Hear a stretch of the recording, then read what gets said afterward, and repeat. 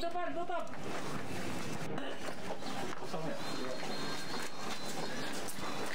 Petugas Satres Narkoba Polres Metro Jakarta Barat terlibat kejar-kejaran dengan pengedar narkoba dalam razia di Kampung Boncos, Kota Bambu Utara, Palmerah. Petugas menangkap 4 pengguna sabu saat bertransaksi di lokasi. Keempatnya positif konsumsi sabu saat dites urin. Petugas juga temukan sejumlah barang bukti narkoba sabu di lapak-lapak yang digunakan pengedar untuk bertransaksi. Barang bukti yang diamankan diantaranya 4 kemasan kecil sabu-sabu dan belasan alatnya. Sebelumnya tim kami sudah memantau dan betul tim bisa mengamankan 4 orang dengan barang bukti 6 paket sabu ya. Dan 4 orang yang kita amankan ini semuanya positif. Untuk penyelidikan lebih lanjut, pelaku dan barang bukti dibawa ke Mapolres Metro Jakarta Barat. Dari Jakarta, Sofyan Firdaus, iNews melaporkan.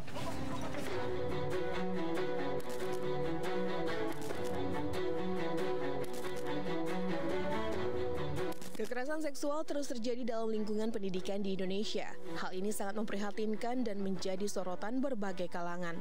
Mirisnya, kekerasan seksual justru pelakunya adalah oknum pemimpin atau pengurus dari lembaga pendidikan yang dikelolanya.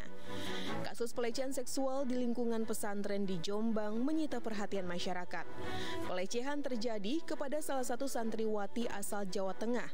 Korban telah melaporkan kasusnya sejak 2019 lalu, namun pelaku baru ditahan setelah melalui proses panjang.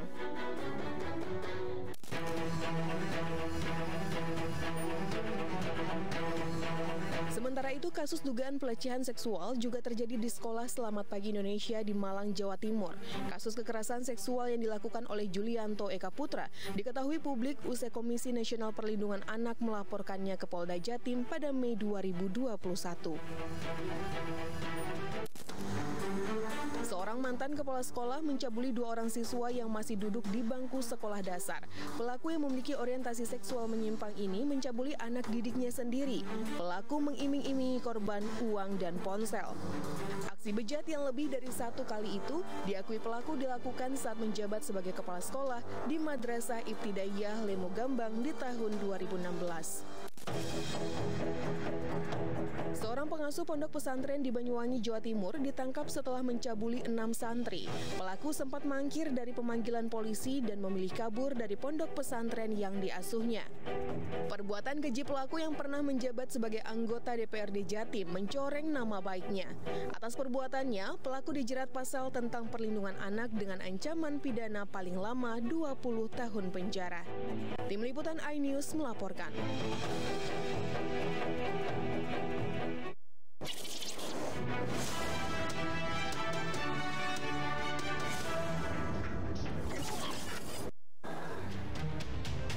Sungguh memprihatinkan.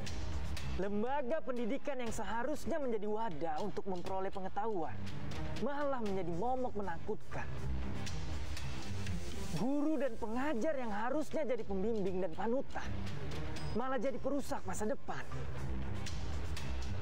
Segelintir orang yang mengatasnamakan pendidikan untuk melampiaskan nafsu bejatnya harus disingkirkan, dihukum berat agar tidak merusak dunia pendidikan. Karena bagaimana anak bisa meraih masa depannya? Bagaimana orang tua bisa percaya menitipkan anaknya untuk mendapatkan pendidikan jika para predator anak berkeliaran bebas di dunia pendidikan? Gue Bang Ano akan menjadi suara bagi mereka yang resah dan takut. Gue akan menjadi wajah bagi para pengungkap kebenaran. Nah, sekarang gue akan kembali membacakan laporan yang masuk. Laporan pertama dari Jonghwa. Di Cipadu, Tangerang, sedang rawan remaja berkeliaran malam-malam sambil membawa sajak. Mereka berkeliaran ramai-ramai sampai merusak motor dan mobil warga sekitar. Tolong Pak Polisi, agar ditertibkan. Laporan selanjutnya dari @ading Wips. Pak Polisi, tolong diperhatikan Jalan Juanda Bekasi.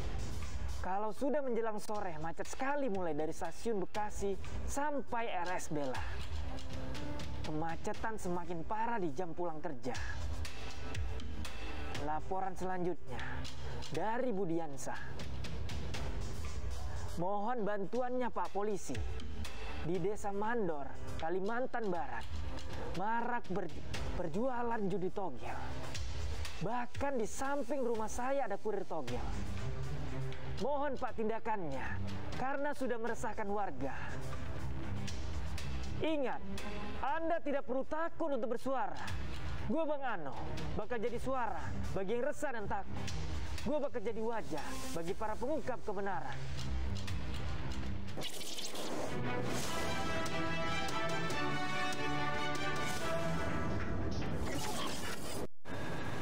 Terima kasih Bang Ano atas penyampaiannya ya. Tadi beberapa keluhan juga dari masyarakat, terutama ini mengenai kasus pelaku predator seksual yang bisa berada di mana saja. Meresahkan ya Wilson ya? Betul sekali, ini harus menjadi perhatian seluruh warga ya, karena kita tahu ini peran dari orang tua dibutuhkan, betul. Peran dari warga juga dibutuhkan. Jadi saling menjaga satu sama lain dan mungkin berikan pengetahuan yang cukup kepada anak. Batasan-batasan mana saja yang pantas dan tidak pantas dilakukan saat berinteraksi. Betul sekali. Jadi edukasi seksual ini ternyata memang diperlukan sejak dini. Jadi anak-anak juga kalau nanti ada orang lain yang mungkin menyentuh bagian-bagian yang sebenarnya tidak boleh disentuh, ini mereka bisa mengadu atau melapor kepada orang tua khususnya yang paling terdekat. Betul sekali, dan jangan takut ya untuk melaporkan. Setuju. Dan ini juga jangka waktu dari efek kekerasan seksual atau pelecehan ini bisa traumanya panjang sekali Wilson, atau bisa bahkan seumur hidup. Betul sekali. Untuk mencegah hal itu sebaiknya kita harus mewaspadai hal-hal tersebut sehingga tidak terjadi di lingkungan sekitar kita. Setuju. Nah, kita ke informasi lain pemirsa, masih terkait dengan kekerasan seksual yang terjadi di sekolah SPI di Batu, Jawa Timur, di mana akhirnya petugas gabungan dari Kejaksaan Tinggi dan Kejari Malang menangkap terdakwa kasus kekerasan seksual sejumlah siswa di sekolah SPI Batu. Dan terdakwa langsung ditahan di Lapas Lowokwaru, Malang, Jawa Timur. Kita lihat tayangannya.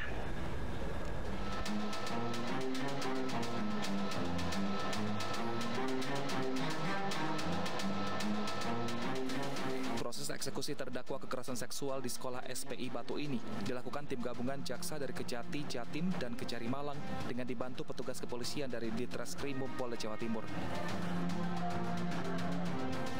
Penangkapan dilakukan setelah Hakim Pengadilan Negeri Mangala mengeluarkan penetapan penahanan atas permintaan jaksa karena terdakwa dinilai melakukan intimidasi terhadap saksi korban. Sehingga kami, saya dan Pak Sudung langsung datang kepada Ketua PT juga memohon kemudahan untuk bisa dilakukan penahanan, tetap tidak bisa dibantu. Karena yang punya kewenangan menentukan penetapan untuk melakukan penahanan adalah Majelis Hakimnya. Sebelumnya pada saat penyidikan kepolisian dan proses tahap kedua kejaksaan, terdakwa tidak ditahan karena dianggap kooperatif dan berkasnya langsung dilimpahkan ke pengadilan. Namun hingga kasus bergulir ke persidangan dan mendekati penuntutan, terdakwa tidak pernah ditahan. Kasus kekerasan seksual oleh Julianto Eka Putra ini terus menjadi sorotan. Karena lebih dari 1 tahun setelah belasan korban yang melaporkan kasus ini berjalan sangat lambat. Sementara itu terdakwa yang tak kunjung ditahan hingga 19 kali sidang berlangsung. Alasan untuk melakukan penahanan terhadap JE kalau kita menggunakan alasan objektif itu sudah bisa dilakukan karena ancaman pidana di dalam pasal 81 dan pasal 82 Undang-Undang Perlindungan Anak itu adalah ancaman yaitu 5 sampai dengan 15 tahun. Saya rasa ini cukup untuk dijadikan satu alasan bagi aparat penegak hukum untuk melakukan penahanan terhadap JE. Jika mengacu pada Undang-Undang Perlindungan Anak, terdakwa yang merupakan orang yang seharusnya bertugas mengayomi, ancaman hukumannya bisa diperberat 1/3.